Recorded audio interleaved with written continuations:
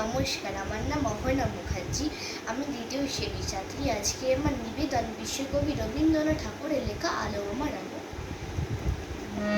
আলো আমার আলো, আলো ভুবন ভরা, আলো নয়ন ধোয়া আমার, আলো হৃদয় হরা। নাচি আলো নাচি ও ভাই আমার প্রাণের কাছে, বাজি আলো বাজি ও ভাই হৃদয় বীণার মাঝি। জাগি আকাশ ছোটে বাতাস হাসি সকল ধরা।